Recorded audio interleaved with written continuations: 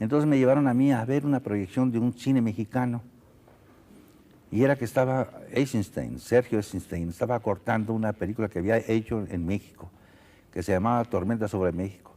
Y cuando yo vi esas imágenes de Thiele, el fotógrafo, y de Eisenstein, que nunca lo saludé a él, pero lo vi, y yo vi y dije, sí es cierto, el cine mexicano puede existir, y yo voy a aprender y voy a ir a México a hacer cine. Y así fue.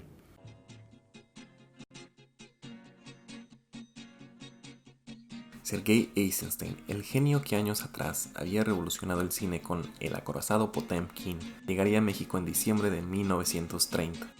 Con la idea de filmar su proyecto más ambicioso hasta ese momento, Eisenstein se adentraría en México por año y medio, descubriendo con asombro un país totalmente diferente al suyo, pero en su camino dejaría una gran huella en el cine y la cultura de este país.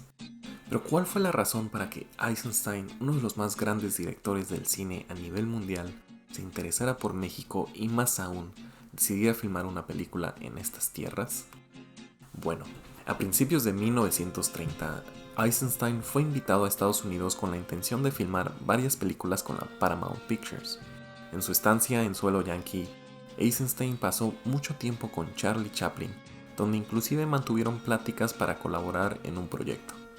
Pero todo se vino abajo después de que Frank Pease, un anticomunista y una de las personas más importantes en Hollywood, empezó una campaña en contra del cineasta soviético, lanzando un artículo titulado Eisenstein, el mensajero del infierno en Hollywood.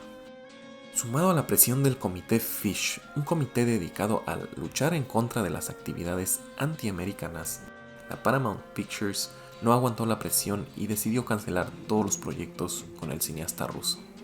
Eisenstein vio en esto una oportunidad para filmar en México, un país al que él admiraba y del que incluso llegó a tener una obsesión en los años 20 después de ver fotos del Día de los Muertos en una revista alemana.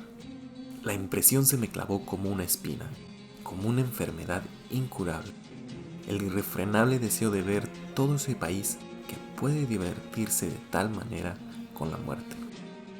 Así que por recomendación de Charlie Chaplin, Eisenstein conoció al escritor estadounidense Upton Sinclair, que al ser un gran admirador del trabajo de Eisenstein, le ofreció producir su película en México con un presupuesto de $25,000. Eisenstein aceptó y así es como empezó su aventura en México con un equipo de trabajo de tan solo 3 personas. Sus compatriotas, el codirector Grigory Alexandrov y el director de fotografía Eduard Thysse. En su recorrido por México, el trío de cineastas tendría la compañía de grandes celebridades como los pintores y muralistas Diego Rivera y Frida Kahlo, David Alfaro Siqueiros y José Clemente Orozco. De esta forma, Eisenstein empezó a crear la visión de un proyecto ambicioso donde, inspirado por los murales de Diego Rivera y en el eterno ciclo de la vida y la muerte, contaría la historia de México dividida en los siguientes 6 episodios. El prólogo que empezaría con el México prehispánico, al que tituló Calavera. La Sandunga, Maguey, El Milagro, La Soldadera y el epílogo, que mostraba el México contemporáneo. Eso sí, el gobierno de Plutarco Elías Calles le permitió filmar en México con la condición de no hablar mal del gobierno post-revolucionario, y asimismo Calles asignó a varias personas para acompañarlo, o mejor dicho, para mantenerlo vigilado. Así es como Eisenstein viajó por todo un país filmando los paisajes, la cultura, las costumbres ancestrales, las celebraciones y sobre todo a su gente. Pero lamentablemente, a tan solo unos meses de haber empezado la filmación, los costos de producción se habían elevado hasta $53,000 de los presupuestados $25,000. A Sinclair se le acabó el dinero y la paciencia y la producción tuvo que ser cancelada. Sumado a esto, Eisenstein fue acusado por el régimen de Stalin de ser un desertor de la Unión Soviética. Con enorme tristeza, Sergei Eisenstein se vio obligado a regresarse a su país. Eso sí, con la promesa de que su productor, Upton Sinclair, terminaría la película en su ausencia y se la mandaría a Moscú. Pero lo último jamás ocurrió.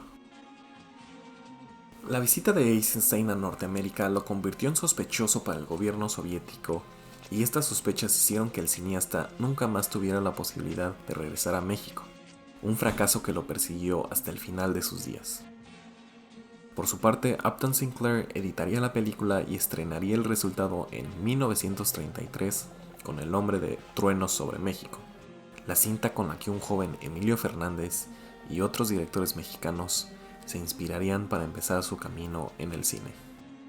Con el material original se han hecho 6 montajes distintos, pero ninguno por el propio Eisenstein.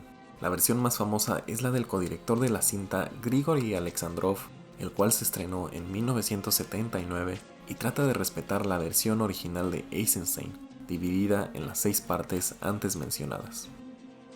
A pesar de que Sergei Eisenstein nunca pudo terminar su trabajo, Que Viva México fue un parteaguas en el cine nacional, el cual inspiró a toda una generación de cineastas que por sí solos también dejarían una gran huella en el cine.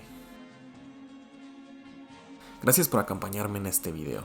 Si no te quieres perder el contenido de Horseland Films, sígueme en YouTube y mis otras redes sociales.